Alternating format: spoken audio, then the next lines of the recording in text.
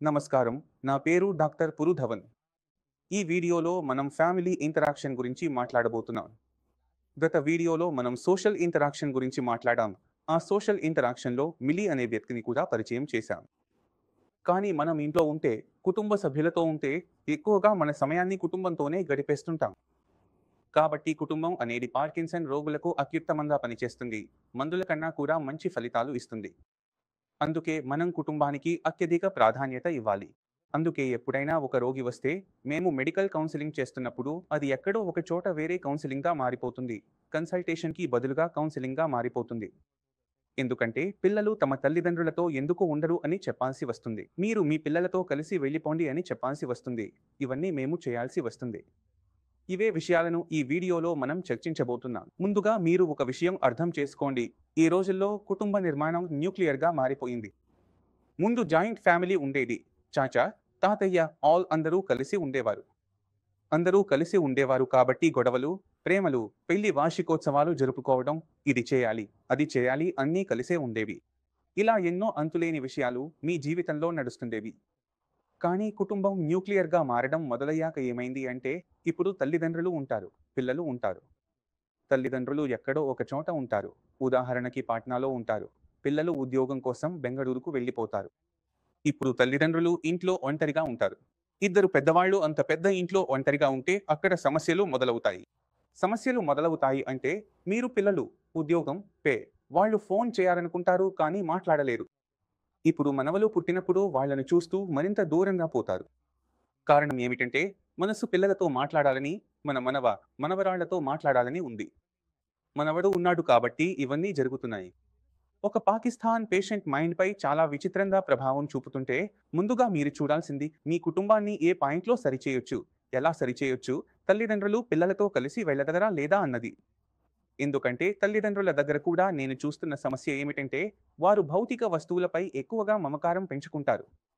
నేను ఈ ఇంటిని కట్టాను. దీన్ని ఏమీ జరగనివ్వను, నేను అమ్మనివ్వను, నేను బ్రతకకపోయినా నేను ఇక్కడే ఉంటాను, ఇక్కడే చనిపోతాను. ఈ విధమైన ఆలోచన చాలా ప్రమాదకరంగా మారుతుంది.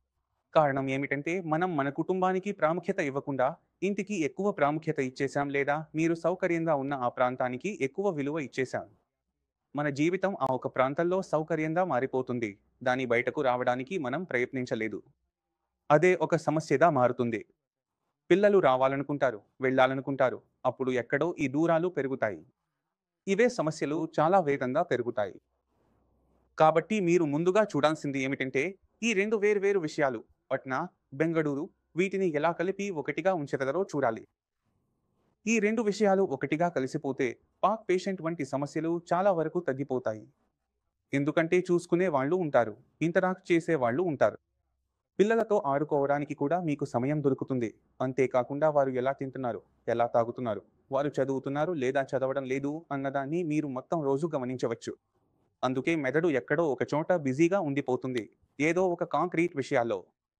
వారిని నేర్పించాలి. నేను కూడా ఇదే నేర్చుకున్నాను. పిల్లలకు కథలు చెప్పాలి. పిల్లలు రాత్రి వస్తారు. దాదూ, దాదూ కథ చెప్పు, కథ చెప్పు అంటారు. అప్పుడు మెదడు ప్లానింగ్ చేయడం మొదలు పెడుతుంది. నేడు ఈ కథ చెప్పాలి, రేపు ఈ కథ చెప్పాలి. మరి వారు ప్రత్యేకంగా ప్రశ్నలు అడిగితే, దాదూ, రాబిట్ రాజు అయిన కథ చెప్పు అంటారు. ఇప్పుడు రాబిట్ రాజు ఏ కథలోనూ ఉండదు కదా. అప్పుడు దాన్ని సృష్టించడం మొదలు పెడతారు. అప్పుడు మెదడులోని క్రియేటివిటీ సెంటర్ పూర్తిగా యాక్టివేట్ అవుతుంది. అందుకే మనం తెలియకుండానే ప్రతిరోజు ఎంతో కొంత కోల్పోతుంటాం. ఫ్యామిలీ దూరంగా ఉన్నప్పుడు క్లినిక్లో కన్సల్టేషన్ సమయంలో నేను ఇంతగా చెప్పలేను. కానీ ఈ రోజు వీడియో ముందు నేను చెప్పగలుగుతున్నాను. ప్రయత్నించండి అందరూ కలిసి ఉండాలని. ఎందుకంటే బ్రేక్ఫాస్ట్ కలిసి జరుగుతుంది. లంచ్ సాధ్యపడకపోయినా రోజు మొత్తం కలిసి గడిపినట్టు అనిపిస్తుంది. మనం డిన్నర్ టేబుల్ దగ్గర అందరూ ఒకేసారి కూర్చుంటే వచ్చే ఆ ఫీలింగ్, ఆ ఆనందం, వివిధ విషయాలపై జరిగే ఆ ఇంటరాక్షన్స్ పిల్లలకు చాలా ఉపయోగపడతాయి. పిల్లలు వెంటనే కొత్త విషయాలు నేర్చుకుంటారు. అలాగే పార్కిన్సన్ రోగులకు కూడా ఇది చాలా సహాయపడుతుంది. ఎందుకంటే వారు విషయాలను కొత్త కోణంలో చూడగలుగుతారు. అప్పుడు మెదడు మళ్ళీ అలాంటి నిర్మితమైన విషయాల వైపు వెళ్ళిపోతుంది. కాబట్టి మీరు చేయాల్సిన మొదటి విషయం ఇది. రెండవది, మీరు ఏ మీడియాను వినిపిస్తున్నారు, ఏ కంటెంట్ చూస్తున్నారు అనేది కూడా చాలా ముఖ్యం. మీరు న్యూస్ను చాలా ఇష్టపడితే, డిబేట్లు చూస్తుంటే, సాయంత్రం డిబేట్లు ఎప్పుడూ ఉంటాయి. రిమోట్ పట్టుకుని టీవీని మళ్ళీ మళ్ళీ తిప్పుతూ డిబేట్లు చూస్తుంటారు. వదిలేయ్, కొంత కామెడీ చూడ్, కపిల్ శర్మ షో చూడ్. ఇప్పుడు స్టాండప్ కామెడీ కూడా చాలా బాగుంది. అందుకే కామెడీ చూడండి. ఎందుకంటే మీరు ఎంత హ్యాపీగా ఉంటే మీ ముఖంలో నవ్వు వస్తుంది కదా, ఆ నవ్వు అలానే రాదు. నవ్వు ఎందుకు వస్తుంది అంటే మీ బ్రెయిన్‌లో డోపమైన్ విడుదల అవుతుంది. అందుకే మీకు ఆ ఇంట్రెస్ట్ ఉన్న ఏరియా కనుగొనాలి. అందులో కామెడీ ఒక మంచి మార్గం. దీని ద్వారా మీరు మీ బ్రెయిన్‌లో డోపమైన్ విడుదల చేయించుకోవచ్చు. దాని తర్వాత వస్తాయి మీ హాబీలు. మీరు ఎవరికైనా హాబీని పంచుకుంటే స్పష్టంగా చెప్పండి. నాకు పాటలు పాడడం ఇష్టం. నా కుమారుడికి కూడా పాటలు పాడడం ఇష్టం. అందుకే మేము ఇద్దరం కలిసి జుగల్బందీ చేస్తాం.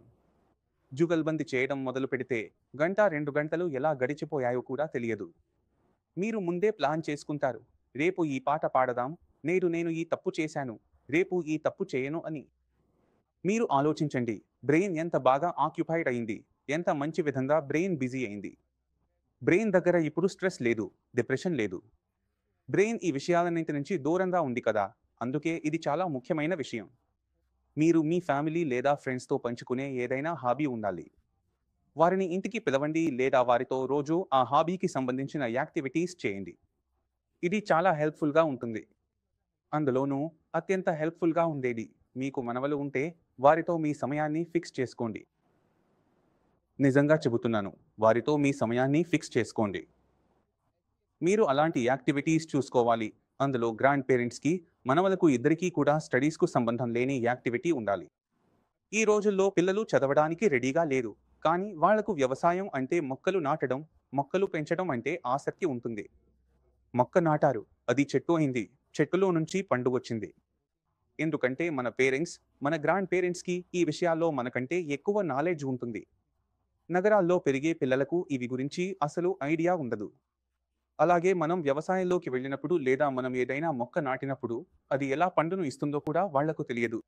మనము దానికి సమయం ఇచ్చాము, దానికి మెను ఇచ్చాము, దానికి నీరు ఇచ్చాము, దాని మీద శ్రద్ధ పెట్టాము. ఇవి అన్నీ ఎలా ఆర్థిక విషయాల్లో చూపించవచ్చో నేను చెప్పగలను. మీరు ఏదైనా ఇన్వెస్ట్ చేస్తే, దానికి సమయం ఇస్తే అది పెరుగుతుంది. ఇప్పుడు దాని ఫలాన్ని పొందే సమయం వచ్చింది. ఇలాంటి ఉదాహరణలు ఇవ్వవచ్చు. ఇవి అన్ని విషయాలు నాకు తెలిసి ఎందుకంటే నా తల్లిదండ్రులు నాకు చెప్పారు. ఈ జ్ఞానం మనం తరగతిలోకి పంపించాలి. కానీ ఇది ఒక్క లైన్లో చెప్పడం ద్వారా కాదు. మనము పిల్లలకు ప్రత్యక్ష ఉదాహరణలుగా చూపించాలి. ముఖ్యంగా మనం చేయాల్సింది ఏమిటంటే మన కుటుంబ నిర్మాణాన్ని సరిచేయాలి. బ్రేక్ఫాస్ట్, డిన్నర్ ఎంతవరకు సాధ్యమవుతుందో అంతవరకు అందరూ ఒకే టేబుల్ దగ్గర కలిసి తినాలి. తాతమామలు, మనవలు ఉన్నారు కదా, వారి కోసం ఒక టైం స్లాట్ ఫిక్స్ చేయాలి. మీ చుట్టూ ఉన్న స్నేహితులు, వారు నిర్మాణాత్మకంగా ఉంటే, మీతో హాబీ షేర్ చేస్తే, వారు మీ పిల్లలు కావచ్చు, మనవలు కావచ్చు, ఫ్యామిలీ ఫ్రెండ్స్ కావచ్చు, వారితో ఒక సోషల్ టైమింగ్ సెట్ చేయాలి. ఉదాహరణకి, సాయంత్రం అందరూ కలుస్తారు, క్లబ్లా ఉంటుంది. గ్రామంలో సభ కూర్చుంటుంది, పంచాయతీ జరుగుతుంది, అందరూ కలిసి ఉంటారు, లూడో ఆడుతారు, క్యారమ్ ఆడుతారు. ఆ అన్ని విషయాలు మీ ఇంట్లో ఉండాలి. ఎందుకంటే పార్కిన్సన్ వస్తే మన దగ్గర అదనపు ఆయుధాలు ఉంటాయి. మన ఆధారపడటం మందుల మీద తక్కువ అవుతుంది. ఇది చాలా అవసరం. ఎందుకంటే ఏ పార్కిన్సన్కైనా, పార్కిన్సన్ అనేది సెల్ఫ్ ప్రోగ్రెసివ్ డిసార్డర్. ఇది మెదడుకు సంబంధించిన డిసార్డర్. కారణం ఏమిటంటే అతిపెద్దది స్ట్రెస్, డిప్రెషన్. మీరు డిప్రెషన్ను తొలగిస్తే 2 పార్కిన్సన్ కారణాలు పోతాయి. ప్రమాదం పోయిన తర్వాత మెదడు తనను తాను బాగు చేసుకునే అవకాశం దొరుకుతుంది. ఆ వాతావరణం లభిస్తుంది. అక్కడ మెదడు అంటుంది, సరే, ఇప్పుడు నేను నష్టాన్ని భరించను, బాగున్న పని చేస్తాను, బాగా తింటాను, అన్ని పనులు సరిగ్గా చేస్తాను. మరియు ఒక వ్యక్తి సంతోషంగా ఉండడం ప్రారంభిస్తాడు. ఇంట్రెస్టింగ్ విషయం చెప్పనా, ఈ వ్యాధి డాక్టర్లలో ఎక్కువగా కనిపిస్తుంది. కారణం ఏమిటంటే మొత్తం రోజు రోగులు ఇలా వస్తుంటారు, ఇతనికి ఇది అయింది, అతనికి అది అయింది అని. అందుకే ఈ పాకిస్తాన్ డిసార్డర్ అనే సమస్య డాక్టర్లలో చాలా సాధారణంగా కనిపిస్తుంది. ఎందుకంటే మొత్తం రోజు మనం నెగటివ్ వార్తల మధ్య ఉంటాం. అందుకే మీరు గమనించి ఉంటారు, డాక్టర్లు చాలా గట్టిగా మారిపోతారు లేదా హార్డ్గా మారిపోతారు. అయ్యో, సరే, చేయండి చేయండి, పోయింది పోయింది అంటారు, లేదా చాలా సాఫ్ట్గా ఉంటారు. మధ్యస్థంగా ఉండే కేటగిరీ ఉండదు. డాక్టర్లలో మీరు మధ్యలో ఉండేవాళ్ళని చూడరు. పూర్తిగా సాఫ్ట్గా ఉంటారు లేదా పూర్తిగా గ్రౌండ్కి దిగిపోతారు. డోంట్ వర్రీ అని చెప్పేసి అంతే. ఎక్కువగా మాట్లాడరు, ఎక్కువగా వివరించరు.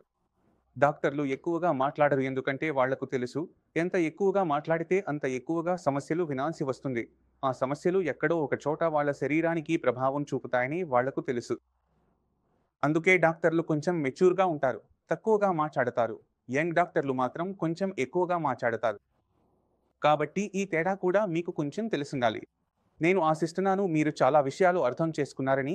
అయినా కూడా ఏదైనా సందేహం ఉంటే, ఏదైనా అడగాలనుకుంటే మీరు ఎప్పుడైనా రావచ్చు. నన్ను కలవచ్చు కూడా. డాక్టర్ టీం మొత్తం ఉంది. ముందుకు వెళ్లే ముందు నేను నా పేషెంట్లను మళ్ళీ కలవాలని కోరుకుంటాను.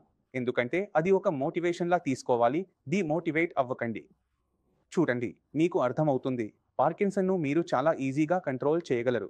మీరు నా మాటలన్నీ పూర్తిగా నమ్మితే